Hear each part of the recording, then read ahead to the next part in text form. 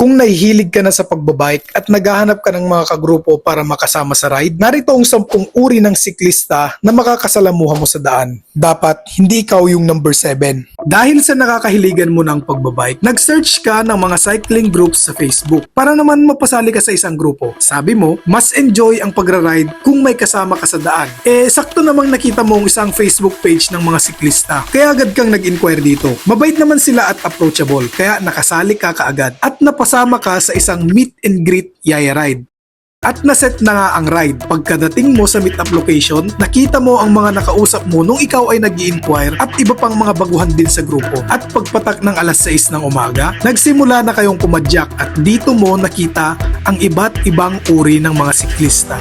Number 1, the mechanic. Kadalasan, sila yung mga lifesaver. Habang nagpapahinga kayo pagkatapos umahon, isa sa mga kasamahan mo ang minalas at na-flat ang gulong. Problemado kayo kasi medyo malayo na kayo sa pinanggalingan at nasa taas pa kayo ng bundok. Pero biglang lumapit ang isa sa mga founder ng grupo at nakita mong meron siyang dalang mga gamit mula sa multi-tool, pang-patch ng gulong, hanggang sa mga ekstrang interior. Kung titingnan mong mabuti, para na siyang isang fully operational na bike shop. Kaya agad at mabilisan niyang inayos ang gulong ng kasama mo na parang walang nangyari.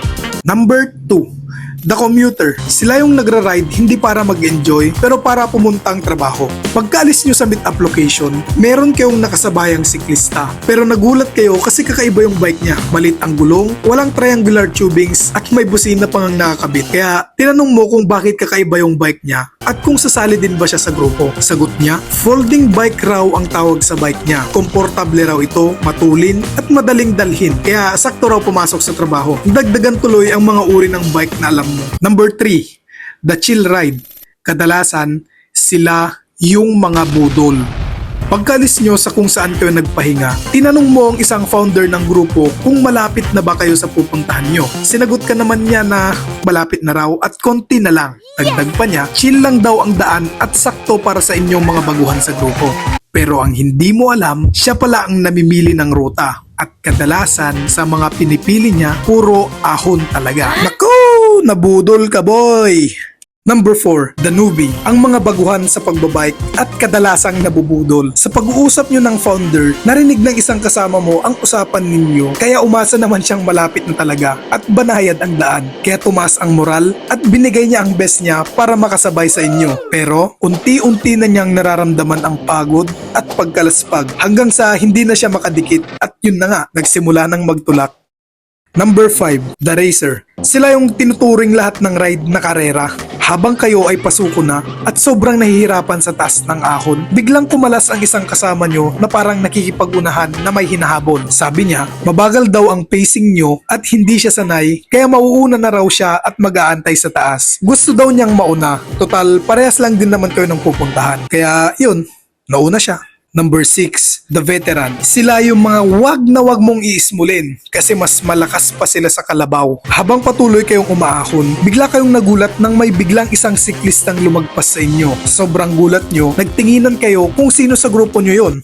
Nauna na yung racer, di ba? Pero nagulat kayo nung makita nyong hindi siya parte ng grupo. Sobrang lakas niya at parang wala lang sa kanya ang ahon. Pero mas nagulat kayo nung nakita nyong ang lumampas pala sa inyo ay isang matanda na lampas 60 years old na. Pero malakas pa. Mas malakas pa sa inyo. Sa katunayan, nagawa pa niyang unahan yung kasama nyong maghihintay na raw sa taas. Number 7, the Jempoy. Sila yung mga... basta, alam nyo na. Jempo!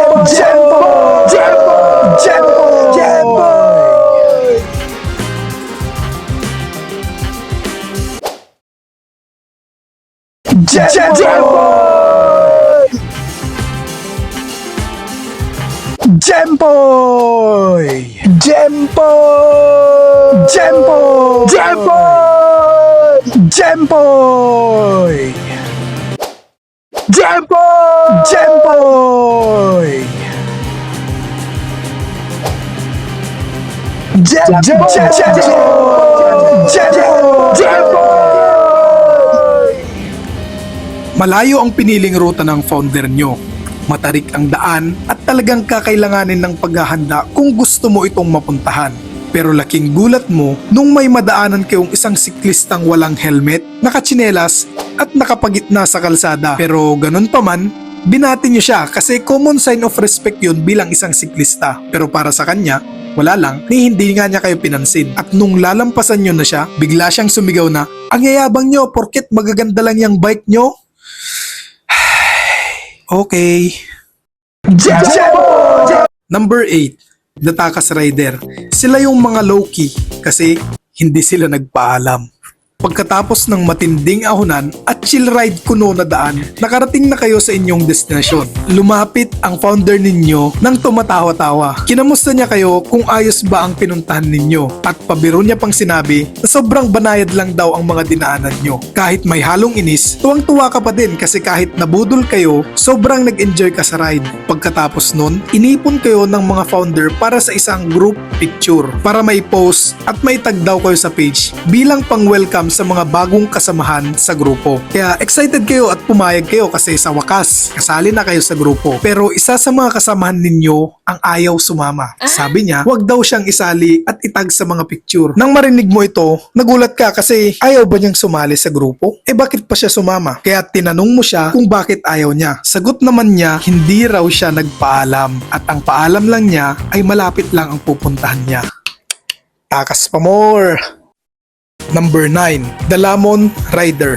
Sila yung mga nagbabike para dayuhin lang yung pagkain. Natawa naman ang lahat at pumayag ang mga founder na wag na siyang isali sa picture at wag na rin siyang itag sa pag-post. Pabiro pa nilang sinabi na hindi na raw siya kasali sa grupo kung wala siya sa picture. Nagpahinga ang lahat at kanya-kanyang selfie at picture sa tanawin para merong may day. Pero habang nagpipicture ka, napansin mo ang isang bike na nakatumba lang sa gilid. Hinanap mo ang kasamahan niyong may-ari at nagulat ka nung makita mong parang wala lang sa kanya ang tanawin ni hindi man lang siya magpicture.